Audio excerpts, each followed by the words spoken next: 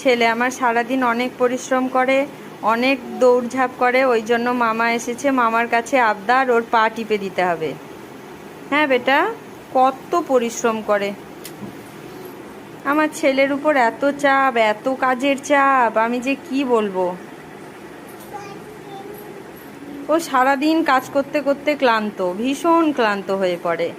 সন্ধ্যে থেকে খুব ঘুমোয়, তারপর উঠে খাওয়া দাওয়া করে আবার ঘুমোয়। উফ, কি যে পরিশ্রম হয়েছে আমার ছেলেটার। আমার ছেলেটাকে একটা বিয়ে করাতে হবে, আর বৌমা এলে যদি আমার ছেলের একটু কাজবাজ কম হয়। তা বলে মামাকে দিয়ে পা টিপিয়ে নিচ্ছ? হ্যাঁ বেটা। ও বেটু।